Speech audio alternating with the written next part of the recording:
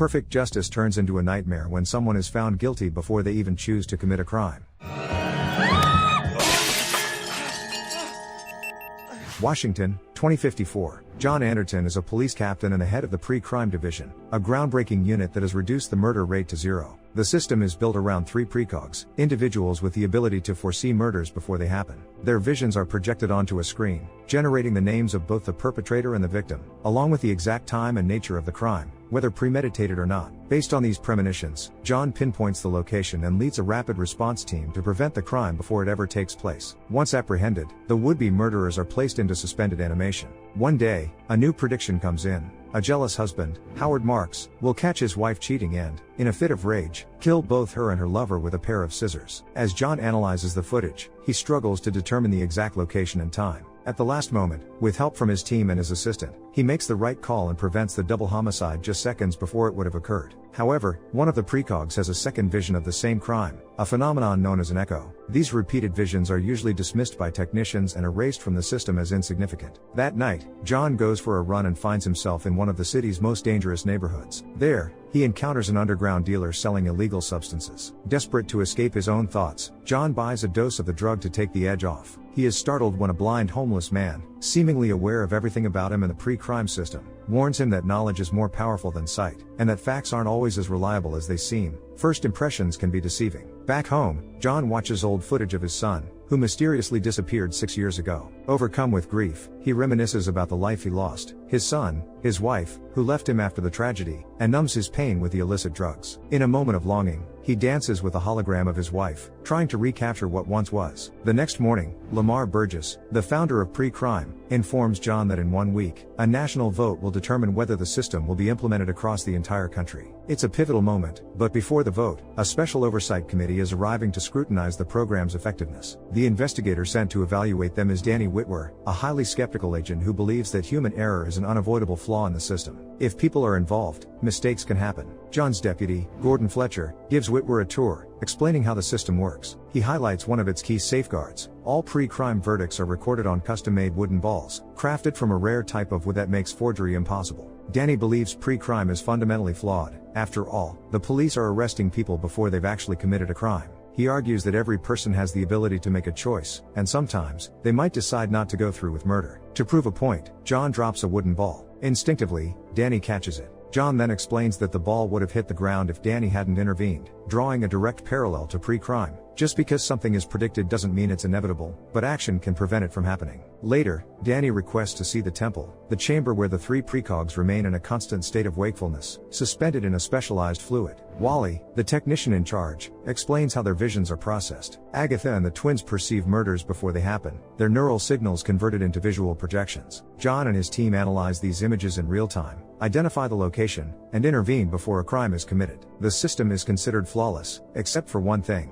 it cannot predict suicide. As the others leave, John notices Agatha suddenly open her eyes and lock onto him. When he approaches, she grabs him, initiating a physical connection that forces him to see one of her recurring visions, a haunting image of a woman being drowned in a lake. Determined to uncover the truth, John heads to the containment facility to speak with the warden. He requests to see Agatha's premonition and learns that the victim was a woman named Enlively. A former addict, she had struggled with recovery but then mysteriously vanished. According to official records, her attempted murder was prevented, and the suspect is in custody, but his identity remains unknown because he underwent an eye replacement, making biometric identification impossible. However, what shocks John the most is that Agatha's vision of Enlively has been erased from the system. As he digs deeper, he discovers that this isn't an isolated case. There are dozens of deleted premonitions. His faith in PreCrime begins to waver. John secretly copies the data and brings it to Lamar Burgess, the head of the program, demanding answers. Lamar assures him that he'll look into it but asks for patience. With the national vote approaching, any controversy could ruin their chances of expanding PreCrime across the country. To protect the program, some things have to be kept under wraps. Meanwhile, Danny conducts an unauthorized search of John's apartment. There, he uncovers the illegal substances John has been using and decides to use this information to have him removed from the force. Soon, the PreCogs report a new murder. For the first time in years, a premeditated killing is planned, making its prevention a top priority. The intended victim is Leo Crow, but no information is available about him.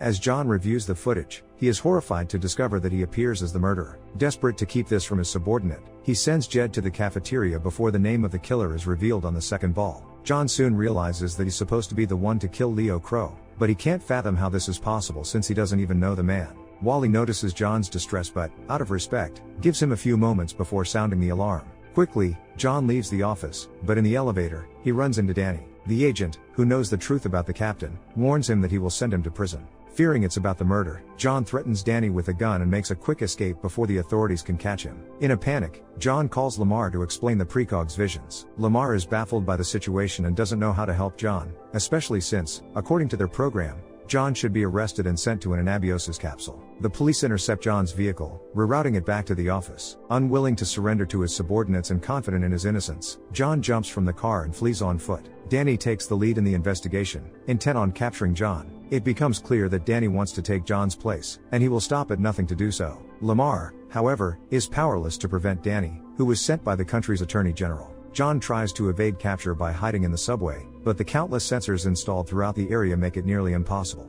The retinal scanners immediately identify him, exposing his location to the police. Gordon and the rapid response team are dispatched to intercept him, determined to catch him as quickly as possible. They corner John in a narrow alley and offer him a chance to surrender, but the captain, the future murderer according to the visions, remains adamant that he is innocent. Not willing to end up in prison, John fights back. After overpowering several officers, he seizes one of their jetpacks and escapes, causing massive damage to an apartment building and incapacitating all his pursuers. Finally, he ends up on the street, only to be confronted by Danny. The agent and his team launch a new chase, forcing John to hide in the area of an auto factory. At one point, John and Danny clash in a brutal fight, which results in them falling into the bed of a car being assembled. With the process fully automated, the robots threaten to crush them, but Danny manages to escape the trap. He believes John didn't survive and couldn't have escaped. However, he soon realizes he was wrong. John not only survives but also hijacks the newly finished car, continuing his escape. John heads to Dr. Hyman, the creator of the project and Lamar's assistant during the early stages of the crime prevention initiative. After illegally infiltrating her territory, the captain is attacked by a poisonous plant and nearly dies. The doctor administers an antidote and agrees to answer all his questions. She explains that the PreCogs are mediums born to troubled parents who used illegal substances. These children suffered from severe cerebral defects but also possess the gift of clairvoyance, which was then harnessed in the project. The three PreCogs don't always share the same vision of the future, leading to the formation of a majority opinion, while the third PreCog's vision represents a unique perspective. Any conflicting vision is immediately erased from the system's memory to prevent doubt in the justice system and preserve faith in the infallibility of crime prevention.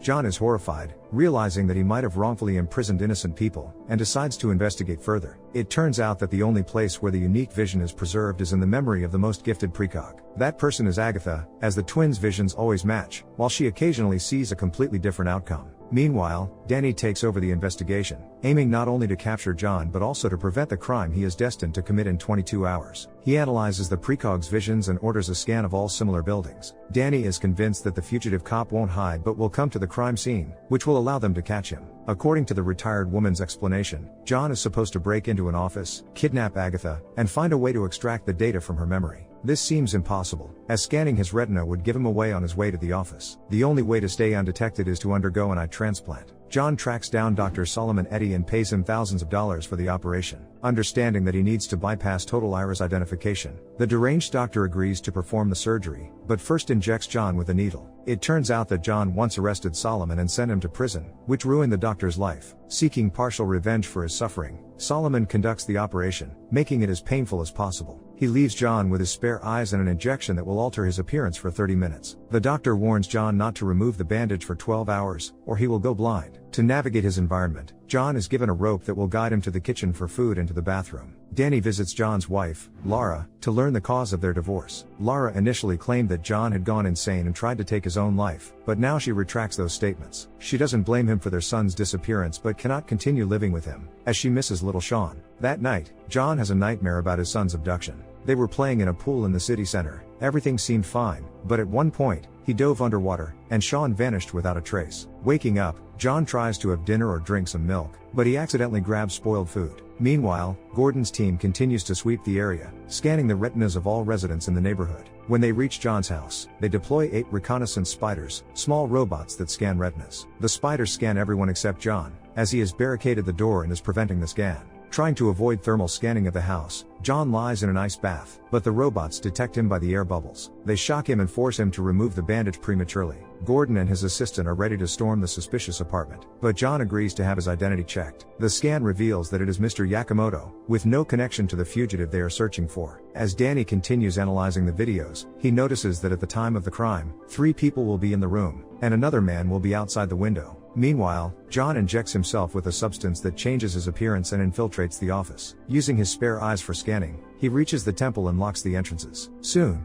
Danny learns that the third person in the room is Agatha, and she needs to be protected. At that very moment, it becomes known that John has already entered the office and is interacting with the PreCog. The girl once again shows a memory of the murder of Lively and speaks with the captain. Realizing he is about to be caught, John kidnaps her and escapes through the drainpipe. Trying to figure out where the supposed criminal will go, the agent examines John's computer and finds contacts for a hacker named Rufus. John heads to him, as this is the only person with the necessary equipment to extract data from the PreCog's brain. Rufus helps him connect to the girl's mind, but it turns out there is no special vision about his crime. John will indeed kill Leo Crow, but knowing this, he can prevent the crime. The girl continues to show visions of Annie's murder, and John realizes he must investigate this, as it holds the key to everything happening right now. Just then, a special response team arrives at Rufus's entertainment center, forcing John and Agatha to run once more. Using her abilities, Agatha manages to keep the police from noticing them. First, she instructs them to stand still, hiding them behind a man with balloons. Then she orders to give change to a homeless person, and the officers trip over the old man collecting coins. A minute later, the rain begins, allowing them to slip away from their pursuers. With just over 12 minutes left until the murder, John spots a poster with the face of a man he saw in the video. Heading to the first house on his path, John finds Leo Crow's name and heads toward him. Agatha tries to stop him, but to no avail. At first, the captain confuses room 1009 with room 1006, but soon he finds himself in the bedroom of the supposed victim. On the bed, he discovers a pile of photos of kidnapped children, among which he finds a picture of his own son. When Leo Crow enters the room, John attacks him and demands the truth. Leo Crow admits that he is a psychopath and killed Sean. Seeking revenge for his son, John threatens the criminal and ignores Agatha's words. When the countdown ends, John doesn't kill Crow but instead reads him his rights before arresting him and sending him to prison. Surprised, Crow reveals that an unknown person promised to take care of his family if John executed him. The photos in the confession are fabricated, as Crow is not a psychopath and did not commit the crime he admitted to. Without naming the person, Crow grabs John's hand, which holds a gun, and forces him to pull the trigger. As a result, Crow dies and falls out of the window, and the prediction of the PreCogs comes true, but not quite in the way they envisioned. Danny arrives at the crime scene and realizes that Leo Crow's death was staged. Having worked in the homicide division for 8 years, he understands that evidence is not left this way, meaning someone set John up. Later, the agent meets with Lamar and shows him footage from Rufus's salon. In the video of the visions, it's clear that the twin prophets did not see the same thing as Agatha. In one vision, the waves moved towards the shore, while in the other, they moved in the opposite direction. Danny speculates that Agatha saw the second crime, identical to the first, but the technician deemed it an echo and deleted it. Based on this, Danny concludes that someone hired the criminal the police arrested, who then went on to kill the woman. This person must work within the system and hold a high position. After hearing the agent, Lamar coldly kills him with John's gun, stating that the system is currently down and cannot report what happened. Lara sees that her husband has arrived with Agatha and calls Lamar. Naively trusting the founder of the crime prevention program, she hopes that the boss will protect and exonerate John, as he is innocent. Instead, Lamar sends a team led by Gordon, who arrests John. Before this happens, John tells Lara that he was framed because he discovered the murder of Lively, Agatha's mother. John is sent to an anesthesia capsule, and Agatha returns to the temple for PreCogs. Several days later, Lamar prepares for the voting results that will allow him to implement the program nationwide. Just before his public speech, he meets with Lara and hands her the belongings of her arrested husband. At some point, Lara begins a conversation about Lively and notices that the boss accidentally let something slip. He first couldn't remember who she was, then said that the woman had drowned, which exposed him. Realizing that Lamar is the murderer, Lara sneaks into the prison, threatens the warden, and frees her husband. At a reception celebrating the success of the vote, Lamar receives a gift, a revolver with gilded bullets. Soon, John calls Lamar, revealing Agatha's vision on the big screen, completely exposing Lamar's crime. It turns out that the head of the project killed Lively because she was Agatha's mother. The woman had struggled with substance abuse for a long time but later underwent treatment and wanted to reclaim her daughter from the system. Agatha was the most talented PreCog and the backbone of the system, so without her, everything could have collapsed. In order to prevent this, Lamar lured the woman to the lake, staged an attack, and then killed her, wearing the mask of the murderer. The PreCogs deliver a new prediction. The victim will be John, and his killer will be Lamar. They find themselves on a rooftop, where the project's founder faces a choice: kill the captain and prove that his system is accurate, but end up in prison, or act as the master of his fate and spare John, but destroy the project. For the first time, Lamar decides to do the right thing. He asks for forgiveness and ends his own life, settling the score with his existence. Some time later, the system is abolished, and the prisoners are granted amnesty, though they remain under police surveillance. Lara returns to John, and they become a happy couple once again, now expecting a child. Agatha and the twins are relocated to a secluded, secret location where they can live in peace, free from the grip of anyone's experiments or ambitions. How much can we truly trust technology when it's created by humans? Can artificial intelligence or predictive systems ever be fully objective, or are errors and biases an inevitable part of the process? Let us know your thoughts in the comments down below. Don't forget to like the video, and make sure to subscribe to the channel. See you in the next video.